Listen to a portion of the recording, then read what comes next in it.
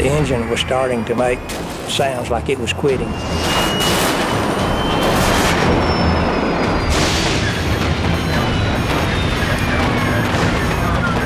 Left engine won't spool. Our left engine just cut out.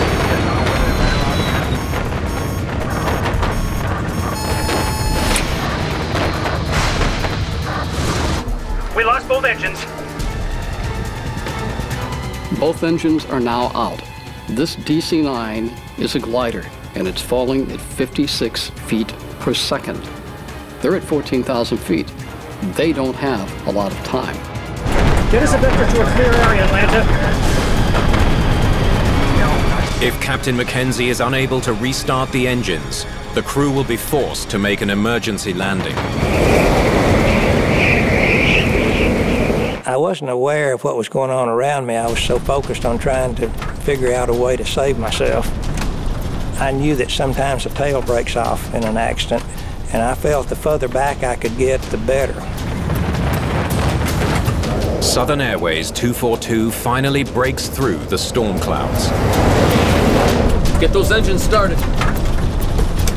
I realized I was in an emergency situation, and I felt like I was going to die. But I decided I would do everything I could to try to help my chances. I had previously collected some blankets and pillows and had gotten my leather jacket off the overhead rack. And I arranged those in to make a nest as much as I could for myself. Southern Airways Flight 242 has lost too much altitude to make it to a runway. The pilots need to land the plane now. I'm picking out a clear field. Bill, you have to find me a highway. Let's get the next clear open field. No, Bill. See a highway over there. No cars. Keel decides to bring the plane down onto Georgia State Highway 92. We're putting it on the highway. We're down to nothing. The first officer lines up the aircraft for the emergency landing. Flaps. They're down to 50. Oh, God, Bill. I hope we can do it. There's a car ahead. I got it. I got it now. I got it. Brace for impact!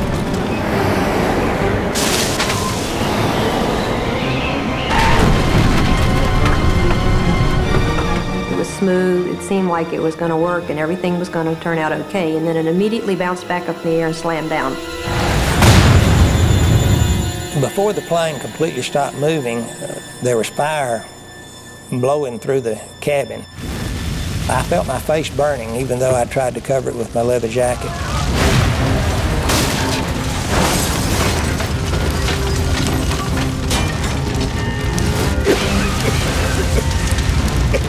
Come on, damn it. I got my seatbelt loose after a few tries and turned toward the rear of the airplane, and I saw a spot of light. I got up and ran for that light.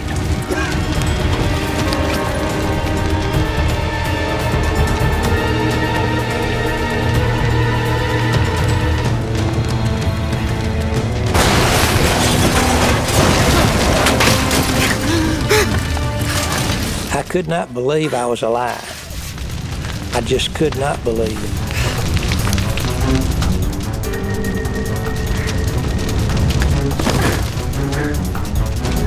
I could see a crack of light, and I thought, I'm going through that crack of light, come hell or high water.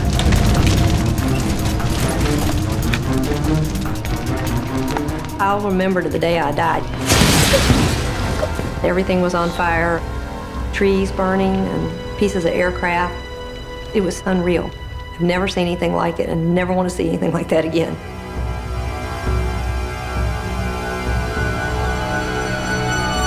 "72 people, including pilots Lyman Keel and Bill Mackenzie, die in the crash of Southern Airways Flight 242.